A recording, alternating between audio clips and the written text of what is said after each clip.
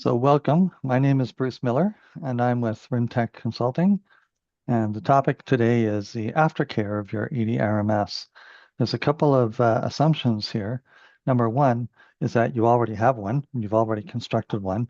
And number two is that you've done it properly. Now, uh, I would say that the odds of that are not all that high, but if you have, congratulations, you're one of the few in the world who've done it.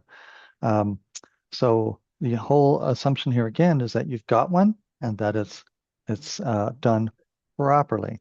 So this is the aftercare of a proper EDRMS, one that's been successfully built. And I'll go into what I mean by success in a moment. And I invite you at any time to open your mics and ask a question. Interrupt me. Feel free to interrupt. Otherwise, I'll leave a few minutes at the end for questions and answers. Okay. So let's get underway. So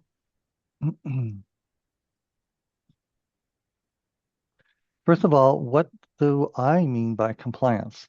Well, remember that compliance to me means that every document in SharePoint adheres to the official retention schedule. And what I mean by that is that it has the retention rule assigned to it, and it's a correct retention rule, not just a retention rule, but the correct one. Number two is all documents are being managed as a record, and that means three things. First, they're immutable. The metadata and the content cannot be edited or deleted by anybody. Number two is the document has been assigned a proper retention rule from the retention schedule. And number three is that you are properly managing your event-based records. That's what we call those case records, which is typically 60% or more of all records. We'll get into more of that in a few minutes. And number three, the big one, is you can do a disposition. What does that mean? Well, a disposition, as you know, means that you're about to press a button and delete millions of documents in a single keystroke. That's dangerous. That's a high level of responsibility, and you're going to need a high level of confidence that you're doing it correctly. And the only way to have that high level of confidence is if you've hit a classification accuracy rate of over 85%. Very, very important. So make sure that you can prove that. And I have a YouTube video on how to measure and prove that. In fact, I have several related videos about that. So we all know the uncomfortable truth about EDRMS systems, which is if we give one document to 10 users at random and ask them, A, is this a record? B, how is it classified in the retention schedule? You're going to get up to 10 different answers. Worse, if you ask the same question again a month later, you'll get different answers than you got a month ago. So that's a real issue. It forces you to think about this. Where does compliance come from? Well, there are two schools of thoughts, two answers to this question, and you have to face up to this. Number one is compliance comes from end users. They have an obligation to do it. In many cases, a policy requires them to do it, and they get to choose the retention for each record. Number two, school of thought number two is sounds like this. Are you out of your mind? This is not going to work. We have to impose compliance on the users, even if it's against their will, even if they disagree with it. It's imposed on the end users. So which of these two schools of thought is right? Well, my belief is it's the latter one, which is we impose record keeping on the users. We don't ask them what they would like. We tell them what they're going to get. That's what I call the posture of an EDRMS, and that's the way they need to be constructed. So that's a whole new approach to record keeping. And in a typical healthy EDRMS at 12,000 records a day, this is for 1,000 users, you cannot interfere. At 12,000 a day, if the records manager decided, you know what, I think I'm going to check all those records just to make sure they're okay, it would take 25 days. Let me repeat that. 25 days of work to check those 12,000. And that's assuming 1 minute per document and assuming they never even go to the washroom. So that's just not going to happen. So that means we cannot rely on the end users to declare and classify because we know they're going to get it wrong. We know now that the records manager cannot intervene. So what's that going to lead us to? Automation. It has to be automated, okay? And record software is going to have to do that for us. So there are 5 products on the market for record keeping in SharePoint. You're going to have to use one of those 5. And that means that you're going to have to use content rules and supporting libraries and metadata. Now, if you don't know what content rules are, I encourage you to watch a YouTube video we have called The Beating Heart of an EDRMS. Content rules make the system work, make it go around. Speaking of which, every EDRMS has 3 components: a records retention schedule, a piece of record keeping software, of which there are 5 shown in the diagram here, and SharePoint. Each of those 3 doesn't know about the other. It doesn't know what's going on. So you have to make this thing work. You have to bring 3 things together to make it work. So it turns out there are 5 things that you have to do to keep an EDRMS healthy. Number 1 is you have to create cases as the need for them comes up. What is a case? It's a business activity adventure, which I'll explain in a few minutes. Number 2, event dates. You have to, with event dates, you have to make sure that all of your events for all of your event-based records are properly entered and done on a timely basis. That's a big job. Number 3 is list management. We'll explain what that is in a minute. And missing mandatory metadata. You've got to make sure that all the metadata that you need is maintained in the system. Number 5 is you have to put a stop to SharePoint creep. And number 6, I guess my slide is out of date here. You have to measure the classification accuracy rate. That's what we mean by CAR. So this presentation consists of those 6 topics, and we're going to go through each of the 6. Starting with case creation. So what is a case? Well, 60% of all your records are case records, and it has a profound effect on how you deploy SharePoint. So profound that you really have to deploy SharePoint in one certain way in order for the software to work. Now, here's a modern retention schedule, a software-ready retention schedule, which you need for an EDRMS. And you'll notice in the middle here that each row, which is a category or business activity in the schedule, has an explicit annotation. Am I a case category or am I not? The software cannot work without that. You have to specify that explicitly for every category in your retention schedule. Why is this so important? Well, because every record processed by the software is going to fall under one of 2 algorithms, case or non-case. In the event of a case, it's going to say, okay, my retention rule is an event date plus X years of retention, then delete or transfer. If it's a non-case, this is what the software will do. It has to compute the age of the document. It does that by taking today's date, subtracting the document date, which yields the age. And then if the age is greater than the retention period, then it's marked for disposition. If not, it's kept. So every single category has to specify that. So what exactly are case records? They're records, activities, business activities about a person, place, event, or thing.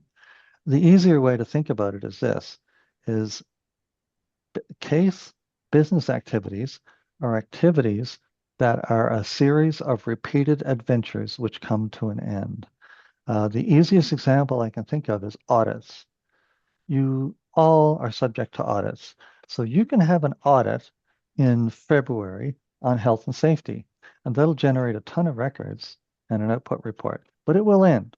That audit will come to an end, and it generates a set of records. Now, in November, you might have a second audit for financial reasons, financial statements audit, and that adventure will also generate a bunch of records with an end date. It will end eventually, right? So now you have two adventures, two audits, each with a unique set of records and each with a different end date. So you end up with two sets of records and you have to keep them separate from each other. You cannot mix them up, right? Because each one of them will have a different end date. And so there's three examples at the bottom of the screen here. There's contracts, employee records, and projects. So if, for example, you had 1,000 contracts, 1,000 employees, and 1,000 projects, you would need to keep track, record, and feed your record software with 3,000 different end dates. Yeah, 3,000. So you would have 3,000 cases. Say, for example, you have a fleet of vehicles to maintain. Then you're going to have a business activity called fleet vehicle maintenance, and that is going to have a retention rule that sounds like this. Keep records for 5 years after end of life of vehicle, then destroy. Well, if you have 200 vehicles, well, that's 200 cases. You can't mix up the records. So that also means that when we say we can't mix up the records among different cases, it implicitly implies that you're going to have to store them in a different place. So yeah, each case becomes a storage location in SharePoint. What about the opposite, which are non-case records? Well, those are ongoing business activities that do not have a rhythm of repeated business adventures that come to an end. And those, the retention is very straightforward. It's the age, and then when they age out against the retention period, they're tagged for disposition. Very, very simple. Typically 40% or so. So in your SharePoint, the proper way to do it is each case becomes a container in SharePoint known as a document set. Here's an example I took from our demo system here, which is we have 7 document sets in this library being a location in SharePoint called competitive procurement. And we have a bucket truck procurement, a procurement for landscaping services, and so on. Each adventure generates records that are unique to that particular adventure. So the idea is when the user goes to put a document in SharePoint about a competitive procurement, they have to choose which of these 7 competitive procurements. If this were 1,000 contracts, then they would have to choose which one of the 7,000 or 1,000 contracts that document belongs to. So that's number one. That's you have to have someone create these cases.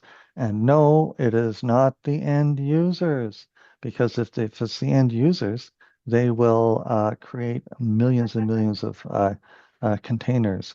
Remember the bad old days when people used to create folders, and we ended up with 50,000 folders and 6 or 7 documents per folder? Remember those bad old days? Well, they're gone nowadays with SharePoint, right? No more folders. So those cases have to be created by a designated records person within a department. We call them IMAs, Information Management Administrators. I've heard them called records officers, records, delegated records authorities. Everyone has a different name for them. Okay, number 2, event dates. Remember, all these event dates occur. So who, how, and when are you going to record the event dates so that the record software can act on them? Well, here's a story first before we even touch this one. Imagine this scenario. We have 10 10 engineers who are going to build a bridge. They estimate it'll take 1 year. They plan to start in January. So off they go. In February, I visit them and I separate all 10 engineers from each other like a police interrogation. And I ask each one of them, when will this bridge be built? Well, how many different answers do you think I'm going to get from those 10 engineers? The answer is 10. So I write them down. So I wait until November and I go back and I do the same thing. I ask again, when will this project be finished? And I get 10 different answers again. But this time I pull out the February answers and I compare them with the November answers. Guess what? They're all different. So now I've asked this question 20 times to 10 different people, and I ended up with 20 different answers. So what's up? What's up is this. Event dates don't come from records contributors. They come from an outside authority. So don't ask the users. It is not a SharePoint thing to ask users, because in this example of the bridge, those 10 engineers were trying to predict the future. I was forcing them to predict the future, and none of them can. So there's only one event date per case. Users don't know. Nobody knows it until after the event is over. So you have to go to a third-party outside source to get and record these event dates. And that person is going to be an IMA or a delegated records person in the department. Now, in a healthy EDRMS, these IMAs have 7 duties. And um, those duties aren't full-time, but not even close. But the point is that those 7 duties are necessary to keep an EDRMS healthy. So this is a table of 3 categories or activities: acquisitions, analysis, and audits. And this is just a list of the metadata recorded for each. But if you notice closely, right here where I'm circling the cursor, there's a field called end date for an acquisition. And down here, there's another end date for analyses and another end date way at the bottom of the screen, if you can see it, for audits. That's the same column, end date, but 3 different dates, one for each activity. Those are the dates that you have to fill in. I recommend to my IMAs that they only check end dates every quarter of every year. They just review all the cases, determine which ones are truly, honestly, totally done, and then enter the end dates. All right, so that's 2. Now for list management. What does that mean? Well, take a look at this. Remember audits? This is a list of typical audit metadata in a healthy EDRMS. You'll see 13 fields here, 13 columns in SharePoint language, right? And of these 13 fields, if you look at those red arrows, you'll see that 4 of them are list fields, meaning that the user cannot type anything in. They can only pick from a predetermined list. In this case, the type of audit, regulation that's applicable, name of the regulator, and the type of document. So 4 of them. So imagine you have 800 categories in your retention schedule, which you would typically have for 1,000 users. Then there's 800 of these. This is just one. So here, 4 out of 13, or roughly 30%, are lists. So statistically, it turns out in a normal, healthy EDRMS that about 20% of all columns are populated with a list. So think about this for a minute. That's 20% of 800. It's a lot of lists. And it's not actually 20% of 800, it's 20% of the unique columns, which typically would turn out to be less than 1,000. But either way, a lot of lists. And you have to ask yourself, where do these lists come from? Well, they come from the business unit. You have to collect them and enter them into your SharePoint system, right? Most of them are managed metadata lists. That's fine. But the bigger question is, do the values change over time? Well, of course they do. Example, your fleet vehicle. Remember that? Fleet vehicle maintenance activity? Well, you've got to specify the vehicle number. So that's a list of your vehicles. They're going to change every 3 or 4 years. What about a list of your employees? What about a list of your business units or a list of your facilities? These lists will change over time. And what you don't want to do is have to call IT and have to make a programming or structural change to SharePoint in order to make that change. So this is another activity that can be delegated out to the IMA, keeping these lists up to date. If you had 1,000 employees, I would recommend one IMA per 100 people. Let's assume 10 departments of 100 people. And each IMA would have the permissions in SharePoint to manage the lists for that department. So it's easy to do. It's a special permission in SharePoint, and they just add and subtract items from their lists. Not a big deal, but it keeps the list up to date, and you can't avoid that, right? You've got to be doing this on a constant basis. So it turns out there are 5 types of lists in SharePoint, but only one that really matters, which is managed metadata. And there is another YouTube video on our YouTube channel that shows all about metadata, including this type of data. This is an example of what one would look like. The column name is business area, and you'll notice it has little tags. Those are the values you can pick for the lists. And here's an example of what it looks like inside SharePoint. In SharePoint, each list is called a term set. Each value in each list is called a term, and the totality or package of all the term sets is called the term store. So here's an example of a term store, and look below here. This is a live one from Alaska, believe it or not. One of my clients in Alaska. So this is a list of their facilities, right? Now, facilities, they rarely come and go, but other lists are highly dynamic. All right. Now, we're progressing into the more problematic issues here, missing mandatory metadata. So think about this for a minute. SharePoint has metadata. A healthy EDRMS has 14 columns or metadata fields per category on average. Very normal, very healthy.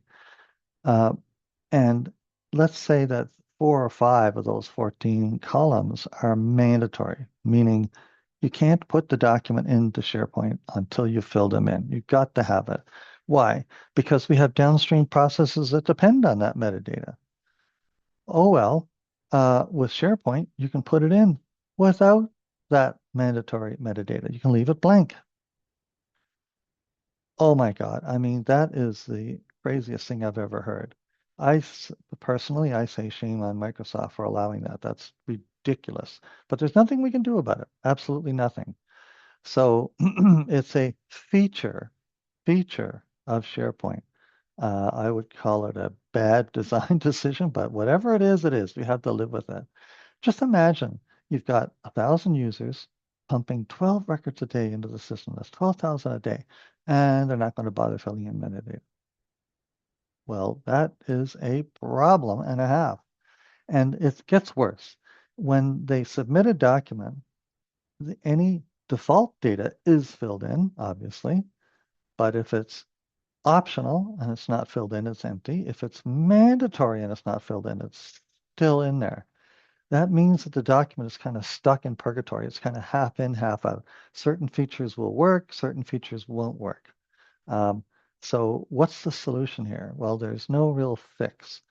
You have to monitor the problem and get after the users when they misbehave, right? So you've got to train them. There's going to be bad actors who are going to be lazy and not do it. You have to stay on top of this. And the thing is it's a timing thing as well. Imagine if you let someone not do this for 6 months and they put in 6 months worth of documents.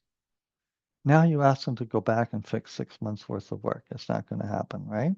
So it has to be a quick turnaround. You've got to let them know the day after. So this is a screen capture that I took less than an hour ago of one of my categories in my EDRMS. This is a competitive procurement, the bucket truck again. So this is a bunch of documents, and look, required info. That marks a column that's missing. Okay, and some of those columns can be mandatory and very, very important. So you have to monitor it and get after the users. There's no other way around it. So what we advocate is we wrote a little utility that lets you every day, you can run a dashboard and identify which documents are missing mandatory metadata and where did they come from, right? Because I got to go get after those people and get them to fix it. So this can be a very serious problem if you don't manage it. Okay, next up is SharePoint creep. Now, SharePoint creep. Uh, Here is a typical EDRMS instruction. It's a 3-layer cake. There's a records retention schedule at the bottom. There is SharePoint in the middle, and then there's the record-keeping software at the top, which is controlling the whole thing. 3 moving parts, right? And you've got to have the retention schedule, the SharePoint architecture, and the content rules. The content rules are the secret sauce of record software. It doesn't matter which of the 5 brands you buy, Purview, Collabware, RecordPoint, Opus, Gimmal, doesn't matter. They all work the same way. You have to feed them content rules. And yes, I have a dedicated YouTube video for that. So this is what it takes. And when you've got those content rules built at the top, in our example of 800 categories, that would typically be 2,400 rules. Now, what that has the effect of achieving is all 3 layers of the EDRMS are locked together tightly like Lego blocks. Okay? And if you muck around with library names or metadata column names in the middle at the SharePoint layer, the rules all break and you're no longer compliant. Imagine this scenario. What if somebody starts creating libraries so that you end up with 10, 20, 30, 40, 50 new libraries every single week, or worse again, every day? How do you manage that? The answer is you don't. The system has to be static, stable, and predictable because you need static, stable, predictable rules so that when people put documents into these libraries, the retention rules are applied automatically to them and the correct ones. That only works if the system is predictable. You have to know what's going into this library because you're pre-assigning a retention rule for operator work orders. And you have metadata that fits operator work orders. And you have case constructs. If it's a union grievance, you have a case construct going on. You're containerizing records by case, whereas in other libraries, you're not. So all that has to be taking place in order for the system to work. And you cannot change it. Folders go away. Don't let users create libraries. Don't let them create folders. You have to remove all those permissions in SharePoint. That's what it takes to build a stable, reliable, predictable, and henceforth compliant SharePoint. Now I left the best one and the biggest one for last. This is the one that matters above all else. This is the classification accuracy rate. Now, here's the way to look at this. Every document in an EDRMS is classified against the retention schedule. Has to be, obviously. But is it classified correctly? So let's look at some numbers here. We're going to classify 12,000 records a day. Actually, you're not going to do it. The system is going to do it automatically via these content rules. Doesn't matter. They're all going to end up getting assigned, okay? 3, 4, 5 years goes by, and now you have 6 to 10 million records, all classified. Now you're about to press the button that says do a disposition and blow away 90% of them. Well, at least those that have met the retention schedule. So if you were to do a quick check and randomly sample 100 of your documents and check the classification accuracy rate and find that it was 50%, so 50 were right, 50 were wrong, would you proceed with the disposition? Of course not. Of course not. Nobody would. So if you say no, to 50%, then that means there must be a percentage at which you would say yes to. And I contend that that percentage is 85%. Okay. So this slide shows a very bad week in the life of a records manager. Here we have 6,000 records a day coming in, 30,000 by the end of the week, but a 50% classification error rate. That means that by Friday, 5 o'clock, you end up with 15,000 cumulative errors. And if you decided that you wanted to fix those errors, you'd have to go out and hire 13 full-time employees that never take a break, never go to the washroom, never eat, never get sick, never take vacation. 13 full-time employees. That's never going to happen. We know that, right? So what does this mean? This means that if you allow the mistakes to happen, they can't be corrected. It's not a fixable problem. And that in turn means that every day you have to guarantee that you're above 85%. If not, go home. Your EDRMS has failed, okay? Because it's not fixable. And no, there are no magic AI fixes for any of this stuff. So how do we measure it? Well, the good news is we can use statistics to actually measure this number on a daily basis. How do you do it? You use online sample size calculators, which will tell you how many of that day's records do you need to sample to prove and measure what your accuracy rate is that day. And guess what? I have a dedicated YouTube video on how to do that. I encourage you to look at it. So the idea is that if you were to have, let's say, 10 departments, 100 people per department, then you have to measure 36 samples per department, which takes 36 minutes per department. And they're going to come up with 10 numbers, which they email into the records manager. And now you have that day's accuracy rate. And it's so important to record that because 4 or 5 years out from now, when you do want to blow away 4 or 5, 6 million records, you better have that number and the proof behind it. And what is the proof? It's a spreadsheet where you record it every day of the week what your accuracy rate was. And you have that 5-year-old record, 220 working days a year times the number, the accuracy number, which is well above 85 in a healthy EDRMS. Now you have the confidence to proceed with the disposition, okay? So, looks like I've got some repeated slides here. My apologies. You could also build a dashboard. There are actually 3 measures in an EDRMS.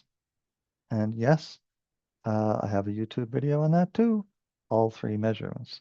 But this is just goes to show the one on the right, which is the one that matters. And notice that there's green, yellow, red on the gauge. There's no yellow. You're either alive or dead. So that's it. That's what it takes to keep an EDRMS healthy. How much time and effort is that? Well, we have a spreadsheet that takes all your raw numbers, such as the number of business units, records flow, bunch of parameters, feed it into the model, and it will tell you exactly how much time you're going to require to keep the system healthy. We use that for our clients. A rule of thumb, which may or may not apply to you, is that we like to see it 4 hours a week, ideally, per IMA, okay? Now, if you've got 12,000 employees, you're going to need a lot of IMAs. If you have 100, you don't need any. The records manager can bear the load. But in between those two extremes, you have to project and predict how many IMAs you're going to need and how much time they're going to require to do this. But the one thing I want you to know is that there is no way to keep an EDRMS healthy over the long haul with one human being, unless you're small, like 100 people, right? My average for this presentation is 1,000 people, okay? 1,000 people. You're going to need as many as 10 IMAs, okay? So you can't get away from this reality. Can you imagine a records manager who's doing all of these things? Any one of them could consume them alive for a single day. The classification accuracy rate is your most important measurement. Please, please, please don't even think about building or deploying an EDRMS without measuring that, okay? If you're under 85%, you're dead. Don't let it happen. If you do things properly, it's easy to avoid. Just do it right and you'll be fine. Just absolutely fine. But if you don't measure it and prove it, the day will come when you'll regret not doing it because you won't be able to do a disposition, which, by the way, is an affliction that, in my opinion, causes the failure of over 95% of all systems. And the metadata, well, we all got to live with Microsoft, and so you have no choice. You've got to monitor that thing and don't let it get out of hand. Okay? Time is your enemy, not your friend. Don't let this go even a week and let a user get away with this for a week. Don't let it happen. Case records, it never ceases to shock me. It's very discouraging, actually, to see how few records professionals truly understand what case records are and how critical they are. So don't let that happen to you, okay? Make sure you get your case structure done properly. Just look at the YouTube video, or better yet, we'll train you on it. Take one of our training courses. And finally, prevent SharePoint creep. You know, this is a meeting of the minds. Records and IT have to agree on this. Don't let SharePoint creep on you. It can't happen. It has to be stable, predictable, and reliable. So that's it. I'm all finished. 36 minutes, bit of a record for me. I'm going to stay here for any questions.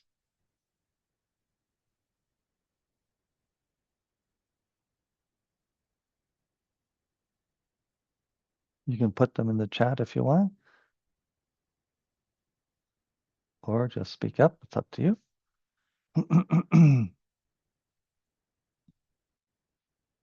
No? Okay, very good. Awesome. So I want to really thank you for taking the time out of your day to listen to me. And tomorrow, if not today, I will send you a link by email with the recording of this session. So one question did come in, which is, how do you address document imaging systems in this paradigm?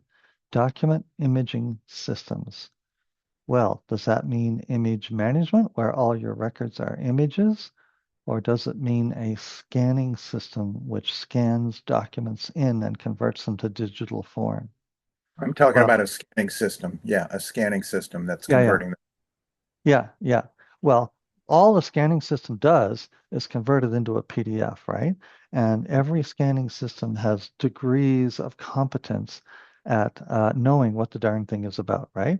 So you could use AI, some use metadata, some use a combination of saying, you know what? I scanned this document and I'm convinced it's about a contract. Well done. Well done. So that means it's going to go into a library called contracts. Not good enough. Inadequate, failure. Why? Because of what we call in this business the last mile of classification. It's which case. It's no good to know that a document is about a contract. You have to know which contract is it about. Why? Because we have 1,000 different contracts and we have 1,000 different event or end dates for each of those contracts. So we have to know precisely and accurately which case this document is related to, which contract. Same with employees. Now that's a lot easier, spelling notwithstanding, or which vehicle, right? So if you have a scanning system that can predict cases, then you're lucky. Is that possible? Yes, but only if the documents are highly, highly, highly structured, which means that we know that on page 2, 7 paragraphs down and 2 words over, we're going to find the contract number or the employee name. I call that forms management, right? So, so Yes, a scanning system can be utilized as an EDRMS, but you might want to pay attention to that last mile. Question 2. How can a records manager control the management of sites when they contain mixed contents, final records and non-final records, and ROT? Oh yeah, okay, interesting question. Well, that breaks down into two questions for me. Number one is mixed topics. So a user will have a folder called projects, and in it they'll have a bunch of documents on three different projects. They're mixed up. There's no case structure. So in order to manage that properly, we need to know which cases there are. So if there are three projects, that's three cases. All the records must be separated by case. Then we can migrate it into an EDRMS or manage it as an EDRMS. And as for final records and non-final records, well, oh my goodness. Short and long answer. Short answer is, who cares? My philosophy on an EDRMS is, if you're coming into SharePoint, you're a record. End of story. Do we care about rot? No. Do we care about transient? No. Outdated? No. Why not? Because life is too short. If I ask 10 users which documents are rot, I'm going to get 10 different answers. And besides, at the end of the day, every container in SharePoint, every location has an official retention rule. So even if it contains some transient and some redundant, it's not going to hurt us. Maybe cost us a few extra pennies in storage. Who cares? Fact is it's a big mistake to burden humans with records management. Why? Because they don't like it, they don't want it, they hate it, they feel it's an unnecessary burden. They feel overpaid and underworked and overworked and underpaid. Make sure I got that one right. And it just doesn't work anymore. Years ago, we abandoned that whole concept of users need to worry about records. No, they don't. And they shouldn't and they mustn't. The secret is have only one single expectation of users, and that is put documents in the right place. Okay? That's it. What's a record? Don't know, don't care. How do you classify it? Don't know, don't care. Okay? Just put it in the right place. That's it. And everything else is taken care of automatically. That's the only way to get it done successfully, in my opinion, anyway, based on 2 decades of trial and error and miserable failure, right? So that's my recommendation. Now, there is a case, however, where um, people will spend months working on a document, even collaboratively with other people. When it becomes a record, it's locked down, so you can't do that anymore. So my advice there is create either a space inside SharePoint or a space outside SharePoint where they can collaborate and work on a document for a period of time, days, weeks, months, before it becomes a record. We call that deferred declaration. And you can automate it with a rule, and there are other approaches to it, but would take way too long to explain it here. There are solutions and approaches to that. We have to accommodate that, obviously. But by and large, at its core, throw a document in SharePoint, it's managed as a record. End of story. So I hope that answered those questions reasonably. If not, let me know.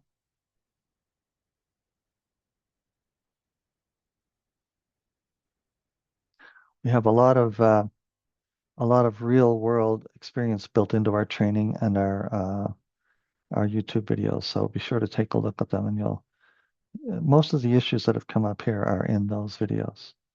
Highly recommended. All right, I think that's it for the questions. So I'm going to end it there. And again, thank you so much for attending. I know how valuable your time is, and I really, really appreciate it. Tomorrow, you'll get an email with a link to the recording. Really, really appreciate it.